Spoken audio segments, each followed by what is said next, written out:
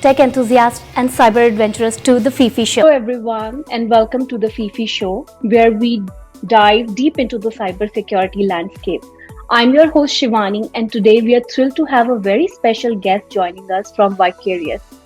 Together we will explore some pressing topics in the world of cybersecurity, from ransomware prevention to future trends into security. So thank you so much, Asaf, for joining us. Thank you for inviting me. All right. So, Asaf, we have seen, everyone is concerned about ransomware. And what are those some strategies you believe are very essential for preventing this? Yeah, ransomware is it's a pandemic almost, because if you look at the mid-market or even the smaller business, about 60% of businesses that have been hit by ransomware close within 6 months. So a ransomware can be a death blow to a small business. And also we're seeing that many are being hit. And to a small, medium-sized business, it could be $200,000 to $500,000 damage. And to bigger companies, enterprise level, it's in the millions.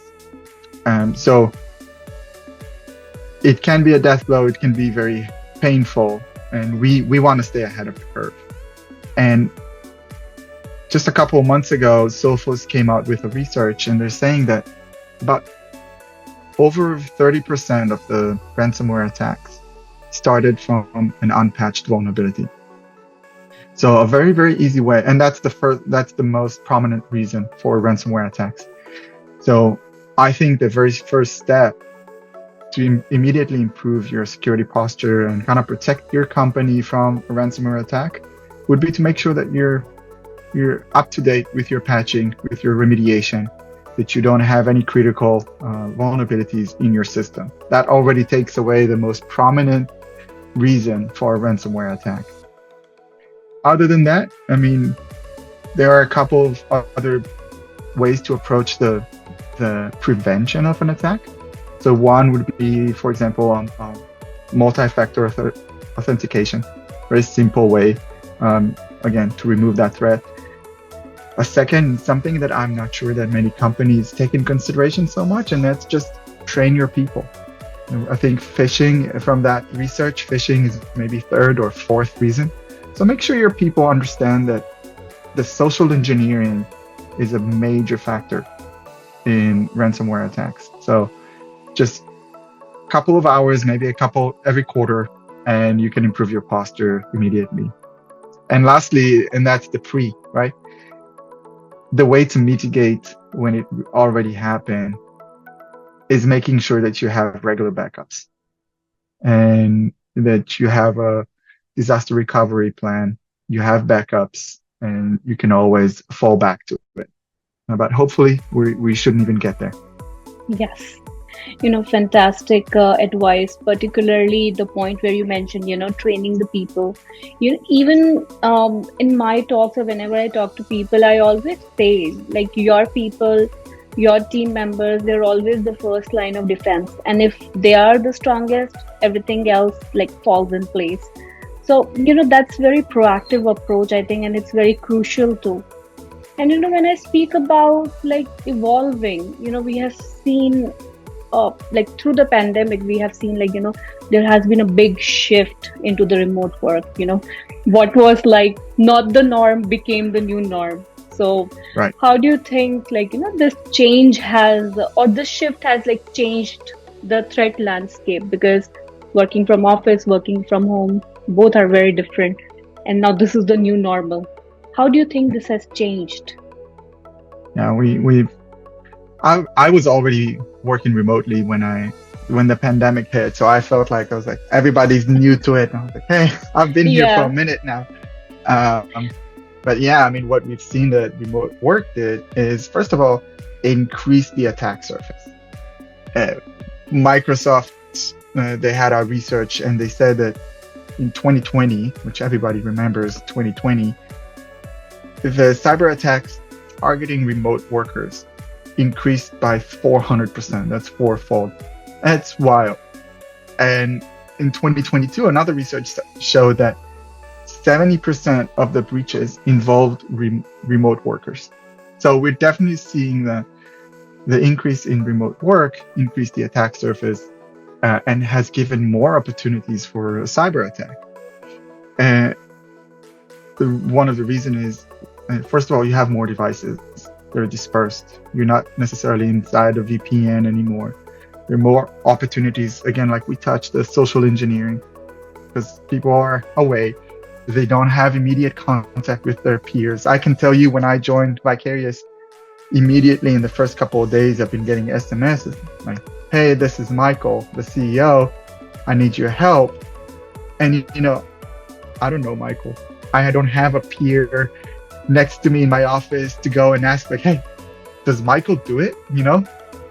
Obviously, I didn't let them in, but the idea is that now employees are stranded in different locations, and there's a higher chance to exploit them, the employee themselves. And it's even the reduced physical oversight that companies and like IT departments and managers have on people. Everything is far away, and it increases the attack surface, like we said. And another effect it has is that companies are more reliant on cloud services versus on-prem. And again, not saying that cloud isn't secure, not at all. I'm just saying that it's another attack surface. And I don't know if you remember that in 2020, while Zoom was booming, suddenly we started getting all those ghost guests in your calls, and you don't understand who they are. Yes. Like one of my neighbors. Everyone was entering into the Zoom meetings. Yeah, that was very common.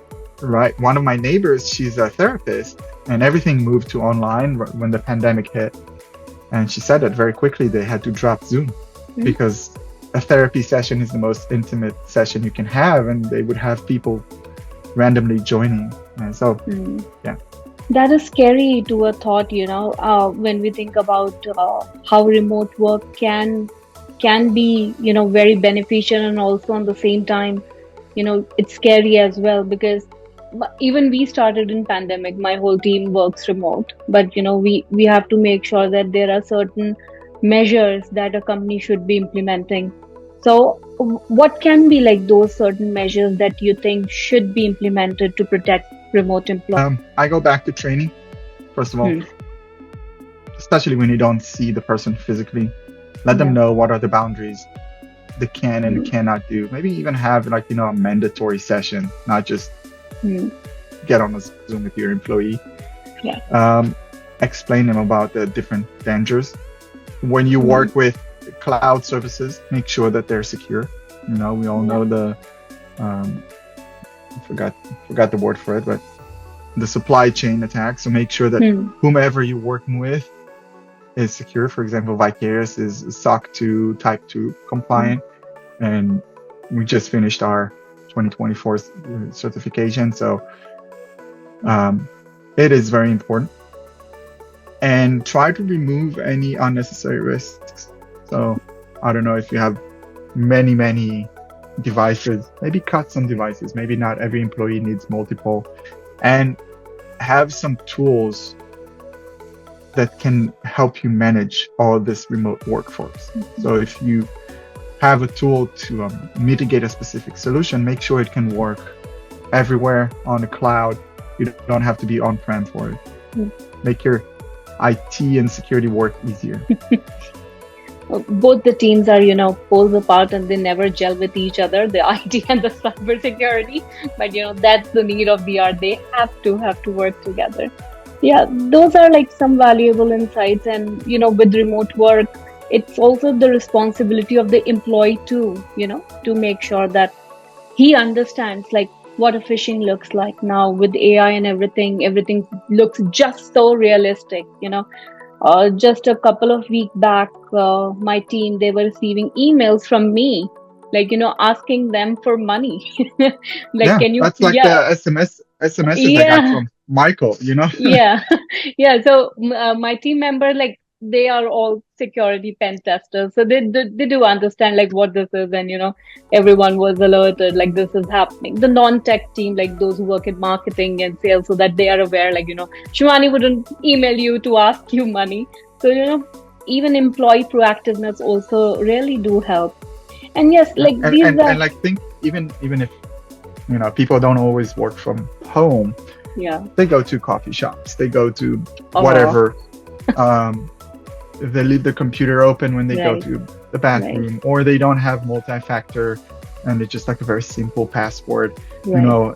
In that Sophos article that I quoted, second reason behind unpatched vulnerability was exposed credentials. Yeah. So even this, while you're traveling between coffee shops, Yep. you increase the attack surface just by doing that. And it does, sometimes even I get scared, I go to like, Karibu Coffee, which is like nearby my house, or maybe Starbucks, and everyone is working, opening their laptop. And just imagine if you're working for your office and you're just exposing all your company data to a unmonitored network. So just imagine how much damage can be done just by connecting yourself to a free public Wi-Fi.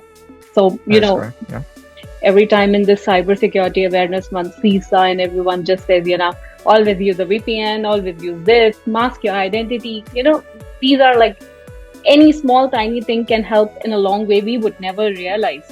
So yeah, that's also one of the things. And if we think about it, everything is just so scary. And on this note, maintaining all these compliances and everything, it has become so challenging for companies as well, and for individual as well, to make sure you have to be compliant, you have to be following the norms. And then there are a lot of bigger obstacles that business face also in staying with these cybersecurity regulation. And especially the new threat you just said, like Vicarius became SOC 2 type 2 certified. What are some of the biggest obstacles like businesses face in staying compliant with cybersecurity regulations? Which one? So now everyone has its own compliance benchmark, and Yes. so what companies need to choose according to which compliance benchmark they want to follow. Sometimes it's dictated. I mean, if you're medical, then you want to follow HIPAA or PCI if you're financial. But sometimes, there isn't a compliance that you are mandated to follow, but it is recommended that you follow something to help you keep that benchmark of what I need to be doing in order to stay safe. But the challenges of staying compliant is, first of all, it's always evolving. And the regulatory changes and landscape changes on the regular. And it also, Right. there's so many differences between different regions. So what happens if Yeah. you're a global company that works in California, but also work in the GDPR Europe? So you gotta follow multiple guidelines, and it's not always Absolutely. easy to like mingle in between them. And then also compliance, it can be very strict for a reason. But then how are these strict guidelines, do they intervene with my business? Is that too much? Is that preventing me from doing things that I need to be doing? So there's sometimes this is where I see the biggest clash of, you want to stay compliant, but it kind of prevents you from doing the business core work. And how do you coexist with this? Yeah, I was also researching, like I'm from compliance background, I do a lot of audits. So I recently came across this medtech guidelines, like before in medical field, like in hospitals, and if you have so many machineries, there will be softwares associated to it. So if you have to get your software into the hospitals, FDA have certain guidelines where you have to get it pre-approved in order to get launched into the hospitals and shipped into their hardwares. So they have full compliance checklist where people have to follow all the compliance documentation, do a VAPT, like vulnerability assessment and pen testing of the tech, get it approved. If there are vulnerabilities, you need to patch them before it is launched. Though there are vital points that need to be taken care, because I feel you're playing with people's life and they are at stake. So these things are important. But how many times these can be just stuck in the approval process, and we never know how long does it take for these approvals to float in just before a tech is like released out to the public. So Right. there So are this is the conflict, yeah. right? Because you need that software, you need that tool, Yeah. but now it's stuck because of compliance. But also, you don't want to bring into your network something that might be a risk. Yes. But one of the main compliance requirements are to always stay up to date with your patching and knowing where you stand with your vulnerability status. And this is where my company Vicarius comes in effect, because we have continuous and ongoing scanning all the time. You don't have to schedule a scan. Whenever you open the dashboard or issue a report, whatever you see, that's the current state. And then from there, we also help you automate the patching. That's why companies that are in a highly compliant environment like using Vicarius, because they can automate the entire process, always stay ahead of the curve. One of the biggest problems that we see in the market is that, and I'm talking now about mid-market companies take about 45 to 60 days to patch critical vulnerability. This doesn't correlate with the next figure that says that about 75% of exploited vulnerabilities were exploited within 19 days. So if a company takes a month and a half to 2 months to patch something, but the bad actor exploits it within 3 weeks, then there's a disconnect. This is where you need solutions like Vicarius to help you automate regular and ongoing processes in the cybersecurity world. Absolutely. I think that's the need of the hour. Like, that is something that should be an ongoing thing that all the companies must follow. And we are talking about like evolving threats and everything. Now AI coming in, a lot of AI also involving in these threat landscape, like phishing attacks or launching malwares. So I think that's the future trend that I also see, and it's happening now too. So I'm curious, like, what are your thoughts on these? Like, what future trends do you see in this threat landscape? And do you think like companies have started preparing themselves for that? One of the things that I see, at least in my little cube of cybersecurity, is the very much increased amount of vulnerabilities.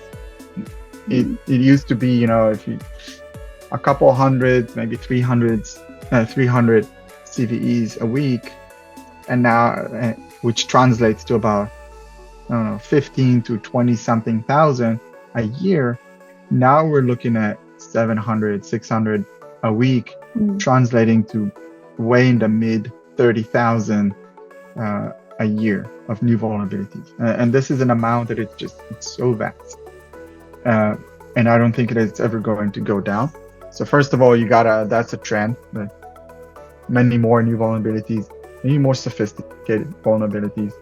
And one of the things that obviously we're seeing is the increased use of AI. I mean, AI is being used both by the good actors and the bad actors. And AI sometimes doesn't even know that it's doing something bad. I'll give you an example that I read the other day in LinkedIn, that someone, a software engineer or something, wanted to get a task done. And he asked the AI to help him like reach a specific folder, reach a specific location. And the AI did not stop until they found a back door, and basically saying it hacked the network. Not because it was trying to do something bad, just because it got a mission and it did what it did to get it done. So AI is a force multiplier for both the good and the bad actors. And so that's obviously another thing that we need to look at. And like we said before, the supply chain.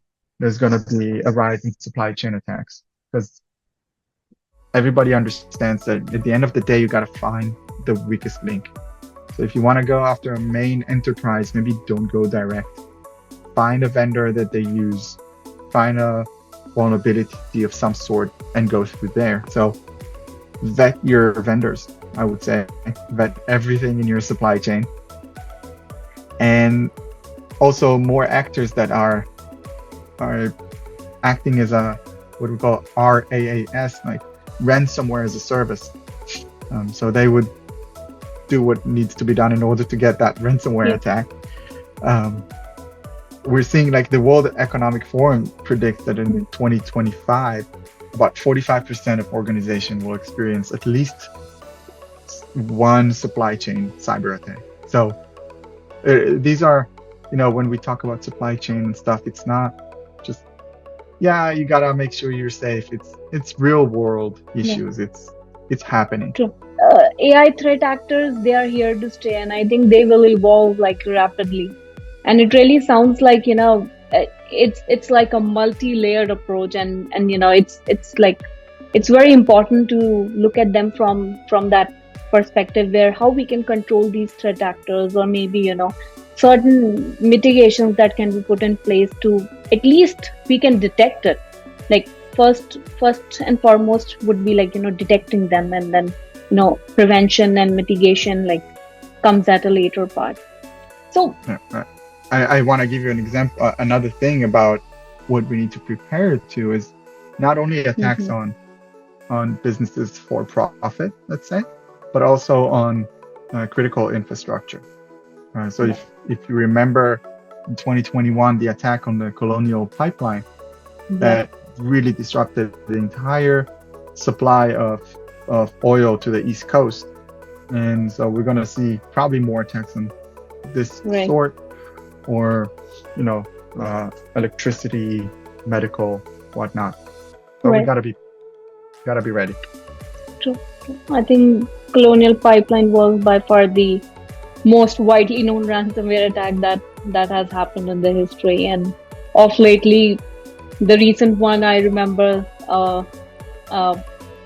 I wouldn't take the name, but in Las Vegas, it was like, it was everywhere. I was about to bring that one up also. So it was like, just a human, they called up and, they were able they to called get the support and asked for the password or something. And bam, like they're into the network and everything is just shut down for weeks. Like, that's crazy. Imagine you build all the cybersecurity protocols in the world, but at the end of the day, that person at the end that just gives the bad actor the password. Right.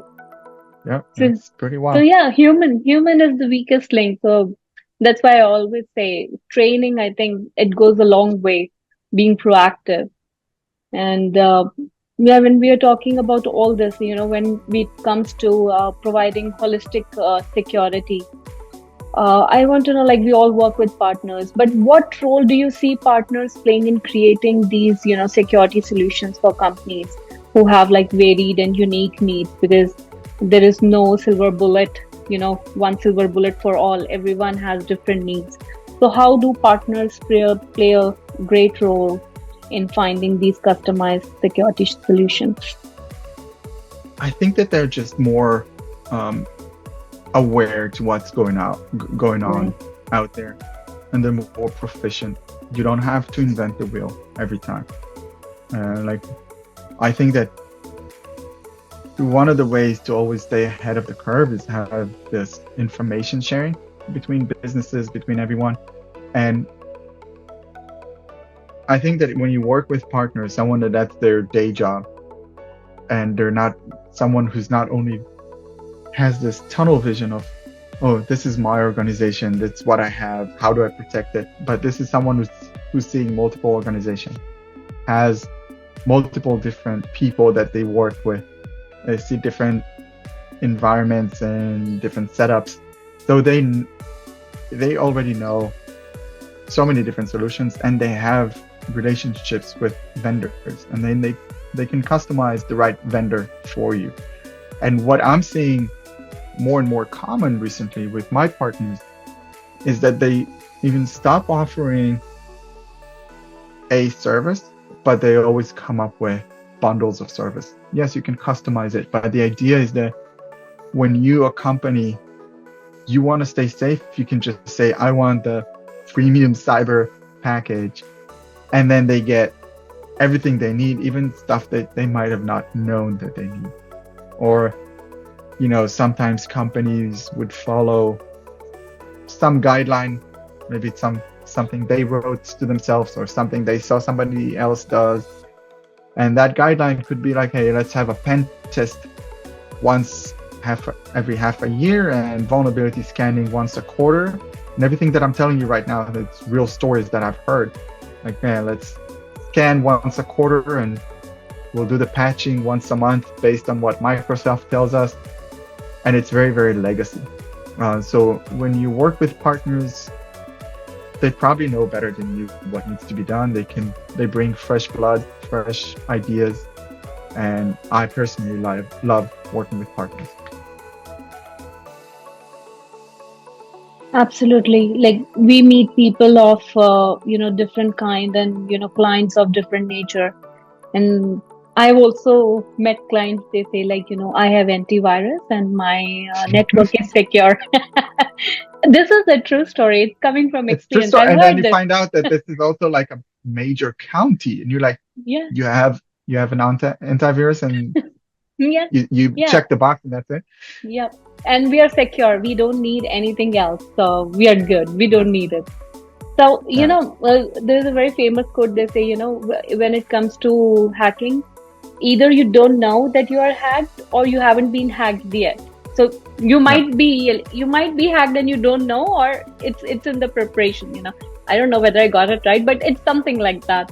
It makes total sense. Yep. So yeah, like we meet a lot of people, and technology. I think from a perspective, technology is important because it helps you, automate a lot of boring stuff and do a lot of cut work. But human element is always required in order to make that technology, to enable the company through that technology. So when we are talking about that, like on the technology front, when I speak about are there any emerging technologies or strategies you think will be essential for defending against these threats, like from the technology perspective? Yeah, 100%. I mean, first of all, I think that you got to be proactive. So I want to like you just said, we see many businesses, but it's not just businesses. It could be organizations, government bodies that are very, very reactive. Right? If Microsoft comes out with a patch, I'll patch it. And then I always ask, okay, what about Zoom and Python and Java? And, what do you do about this? And it's like, oh, my RMMs doesn't work on these. So that's it. And so I'm saying, first of all, be proactive, and kind of circles back to the previous question about partners, that partners can help you stay proactive and not just wait for something to happen. And so look for a tool that it's what we call CTEM, like continuous threat exposure management, not just waiting for something to happen. Like Vicarius is a CTEM tool. So I highly advise finding the right vendor that always checks you, not just when there's something circling in the market. And then as for technology, look for something that it's AI and machine learning. I mean, I know it's such a big word, but we talked about it like a few minutes ago. AI is being used by the bad actors, if you want it or not. So we need to also use tools that enable us to take that power of AI to do good stuff. If it's recognizing similar patterns that we know have been exploited in the past, maybe we can, have the AI act as a tripwire, telling me, hey, watch this one. I know that there's something similar has been exploited in the past. So AI, it's not a buzzword. If we know that the bad guys use it, we need to be using it. And going back to it's not technology, but employee training, find a way to keep your employees always up to date with the current trends, where they can expect an attack, even down to lock your screen when you get up to the cashier. Okay, this is something that many people don't do. I work alone in my house. I still lock the computer every time I get up, just because it's engraved in my head. Or because I don't want the cat to walk on the keyboard. One of the two. And second, I don't know, I lost count, whatever it is, automation. We talked about the sheer numbers of vulnerabilities, and not just vulnerabilities, everything that's happening out there, if it's pen testing, if it's patch management, if it's EDR or whatever, you want to automate this. You want to use the power of automation to remove the manual work from people. Like we said, people can be a weak link, and it comes also to regular employees. So if somebody has to patch, I don't know, hundreds of thousands of vulnerabilities, you got to automate this. You got to find a way to automate this. If you want to always be ahead of the curve, you want to run pen tests, not once a quarter, maybe once a week, maybe daily. There are solutions that can run automated pen testing. So I think automation, smart tools, smart employees, that's the way to approach all these. That should be your strategy for emerging threats. Yeah, I could see it, visualize it, people, process, technology, all coming into one and, taking care of this. Great insights, Asaf, and, I would like to know more and dig deeper into Vicarius and your specialty. And could you share more about what Vicarius focuses on and how you see the company's role, you in the company's role within this cybersecurity landscape? Yeah, love that you asked that. So Vicarius, as you probably understood, we are in the vulnerability world, vulnerability management. Yeah. And the company was established in 2016 by 3 co-founders, just left special units in the Army, specializing in cybersecurity and IT operations. And they understood that there is a niche that it isn't covered. Yeah. And we just mentioned that automation is very important. They understood that there is a gap in the vulnerability management world between the discovery part, understanding what's important in the other, also known as prioritization, and then actually going about remediating it. Now, it's also important to note that a vulnerability management is not just about patching. It's also scripting. It's also what do you do when there isn't a patch available? How do you approach it? So long story short, they came out with a SaaS solution that does continuous and ongoing scanning and discovery. Then it prioritizes everything. And finally, it automates the remediation. That allows businesses, small to big, automate this entire process and dramatically cut the amount of open vulnerabilities in their system and the mean times to remediation. If we said before that small and medium companies, they have an average of 45 to 60 days, we can cut it to a matter of days, maybe hours, depending on the workflows that you have. So really decrease the attack surface, and on the way help you with compliance benchmarks and so on. So this is where we fit in the market, and we're expanding. No, amazing. That's wonderful. And continuous management of vulnerabilities is everyone can implement in their organization. And when it comes to vulnerability management, it seems like our cybersecurity landscape is evolving fast. Every time there are new vulnerabilities coming up. So why do you think companies must rethink their approach towards vulnerability management given today's environment? First of all, they must rethink it because the volume is crazy. If you have 35,000 new vulnerabilities a year, you can be the most keen, efficient IT person. You can't always be on top of it. And even if in terms of prioritization, today CVSS if you look at the CVSS scores of new CVEs, about between 40 to 50% of them are high and critical. So even then, even if you have some sort of a scanning tool, how do you know where to start from? So sheer volume, it's something that should scare every company. That knowing that unpatched vulnerabilities is the number one reason for ransomware attacks. And so that should scare the bejesus out of people. And then the second is, I find from my work, talking to many different organizations, from mom and pop shops to a whole county in different states with thousands of assets, that there is a very much a legacy mindset.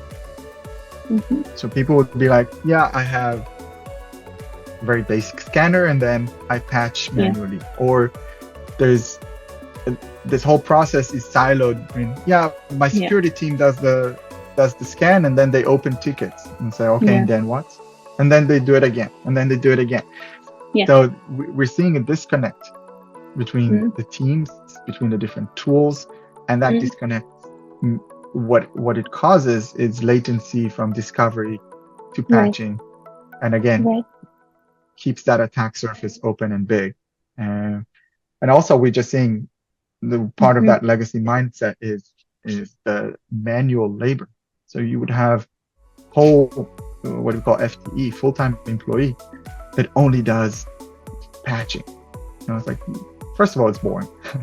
But second, I can release that person back to you Absolutely. to do the core job of your business rather than patching. So this is why I think they need to rethink it. They can save a lot of money. They can reduce the attack surface, improve the security posture. Absolutely. When we go for audits, I've also seen companies, maintaining their, if threat hunting, they usually do a lot of IOCs on their own, and they have that capability to monitor that. So I've seen companies maintaining IOCs in an Excel sheet, they search themselves, using OSINT techniques with their people searching online, and then creating their own IOC sheet manually in Excel. When you can leverage a tool that can do it for you, you can set it up yourself, where you can make the tool identify your threat landscape and what indicators of compromise you want to target to. So just imagine the kind of labor that is being done, because human intelligence should be used in the place where I think, most sensitive data is there, and, you feel like, you have to put in more effort to analyze things, and rather than just, making simple things more complicated. You're 100% right. And what I like to tell people is that, when you have such big volume, at least automate the long tail.